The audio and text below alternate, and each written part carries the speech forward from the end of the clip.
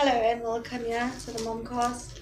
This is the night before my daughter turns 6, so I am inevitably preparing for her things. I'm not going to show you what she's got, you can see that in the video. As I stated in the introduction or the first episode, the momcast is here so that we can all be a part of the community and just know that we are not alone. Now, I love being a mom as much as I hate being a mom. And I know that will cause a lot of controversy, but the truth of the matter is, when you look online, because I lots of times go to look online, and all I see is perfect Instagram pictures, perfect family pictures, everyone's smiling, everyone's happy, and I know that that is fake. A lot of it is fake. It's not the truth. And we need a community where we can all just come together and say, stuff it. This is hard. It's not what people made it out to be, because it's the truth. Now, would I give up being a mom? No, never ever. I love my child more than anything in this whole world. But if I knew all the things that I know now, I most probably would have not reconsidered my decision. But I think I would have done a better job at being a mom. And I don't know, maybe there are people that feel the same. I would hope so. Because, yeah, it's just very difficult. So on this episode, I'm going to talk right from the very beginning. This is the weirdest balloon I've ever gotten. Right from the beginning, pregnancy. Pregnancy in the first 2 weeks after birth, which I think not a lot of people talk about. I know a lot of people that have fabulous pregnancies. However, my pregnancy was really, really not good. Okay, I'll have to do this balloons later. At around 5 weeks, I started feeling really nauseous, and I went and I said to my husband, I don't really feel well. We had been trying for a child. Yes, we had. And we went and we found out, yes, indeed, we are pregnant. Okay, fantastic. However, what entailed after that was really, really not good. I had a horrible pregnancy. I was nauseous for a full 9 months. Now, I know lots of times people say the nausea is supposed to go away, like, I don't know, in the 4th or 5th month. Mine did not. In fact, it stayed, and it became so bad that I could not hardly eat anything. All I could really eat was potatoes in any form, boiled, fried, whatever, potatoes. And in my pregnancy, did I have cravings? Yes, lots. And I would say to my husband, oh, I'm craving this. I even recall a picture of me with all this Chinese food in front of me laid out. It must have been around 9-10 in the evening. I told him I want Chinese food.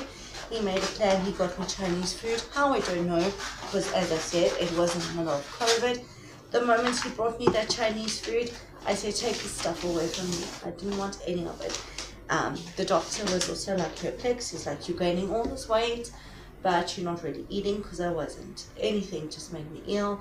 All I could really keep down was lemonade and potatoes. So that was my whole pregnancy. I was nauseous throughout. And not only was I nauseous, but just, you know, the normal things. Feeling comes in your body. And the other worst thing for me was my legs. These are my legs currently. They were double the size. So that was really, really, really something that was terrible. And did I enjoy being pregnant? No. But then I saw somewhere that if you have a horrible pregnancy, your child will be a very happy, healthy baby. And thank you God, she was. She was very healthy, happy, no complications, nothing. We had a home birth. As I said, it was in the middle of COVID. 2 weeks before she was due, we were booked at a hospital. It was a government hospital that we were booked at because we could not afford other hospitals. That's for another episode. And I decided, I'm not having this baby in the hospital, even though we were booked, because I had a dream that she was going to be changed at birth. So I said to my husband, get a midwife, get a doula, we're doing this at home. He was shocked, but anyway, it did happen. No one wanted to take us on. A lovely clinic did, Genesis, and the nurse's name was Nurse Sarah. a midwife, and she took us on, and the home pregnancy was fine. It lasted about 13 hours. It was very hard and strenuous. I do remember blankets everywhere. Yeah, not the prettier side. My dog was shivering in a corner most of the time. And in the morning she came out. And now 6 years later, here I am sitting in our apartment in Thailand wrapping her birthday gift. So that is an amazing blessing. So as I said, the pregnancy was very hard, and another thing people don't tell you about is the aftermath after the baby is born. So the baby was born, of course, very tired. You've just pushed out this gigantic little blessing from above, and I was just feeling drained. In fact, I actually don't remember a lot from those first few weeks. However, what I do remember was breastfeeding. I wanted to breastfeed so badly. My mother could not breastfeed. My aunt could not breastfeed. And because of this, I knew that there might be a chance that I could not breastfeed. However, I didn't want that to be the situation. So I was going to try. But I did say to my husband, we need formula, just in case. Just in case it doesn't work, but I was adamant. So the midwives did. They taught me how to make her suckle and, latch on and all of that. And it was the worst pain of my life. My baby touching me or trying to latch onto me was honestly the worst pain of my life. I remember it must have been about the 8th or 9th day after she was born, and she was hungry. I know my child was hungry. She wasn't much of a crier, but she was getting like 5 meals at a time, maybe, from me, which of course was not enough for this growing body. And I put her on, and I got up, and it was so sore. I was recalling the pain. It was so sore. And as I stood up, she tried, and it was just burning and on fire, and I actually peed myself. So yeah, that was terrible. Anyway, my husband went and he made her formula, because I was like, I can't do this anymore. Make her formula. And from that day she was on formula, and yes, she's still happy and healthy, and she grew quite well. Look, I still tried to breastfeed after that, could not. So I used to use those suction things to try and get the milk out. But the most milk I ever got into a bottle or a packet like they give you was 15 mils.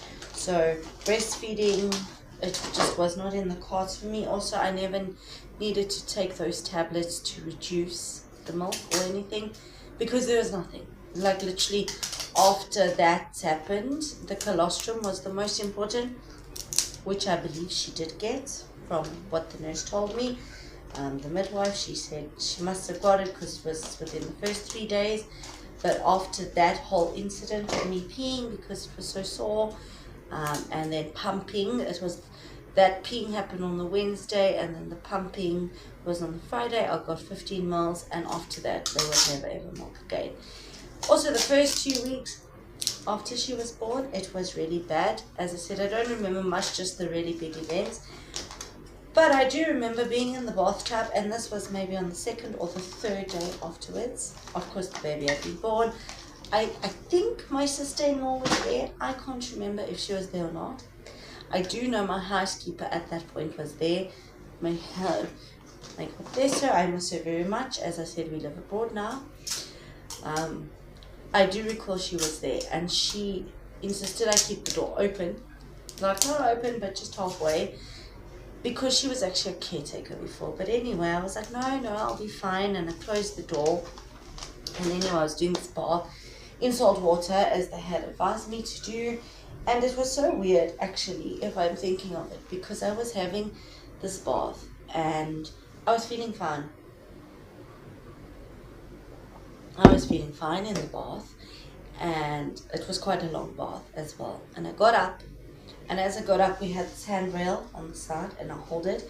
And as I hold it, I just felt like completely dizzy.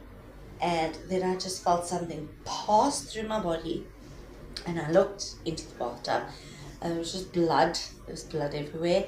And at that moment, it's like God had sent this angel, which was my husband. He opened the door, and as he came in, I just fell down because I had passed a blood clot. It was a very big blood clot. It was actually, to me, I remember it being the size of my baby, but I don't know. I don't know if it was the size of my baby. I just remember looking down, and the whole bath was filled with blood. And that, so yeah, that was the first 2 weeks. I will have to get better space for my phone, but that was my first story on the momcast, and I would love to hear your birth stories, your 2 weeks after stories. Did you have a good pregnancy, a bad pregnancy? Would you do it again? Have you done it again? Like I said, this is a community for all moms to come together, and I really do hope that this can grow into something beautiful and meaningful. And if you stuck around and watched it, thank you so much. There will be more stories. I most probably will do one post a week, and I'm just very looking forward to continuing this journey and talking about all the things that motherhood brings. And now I am going to go back and wrap my daughter's birthday presents and set up for tomorrow morning. And see you next time on the Momcast. Bye.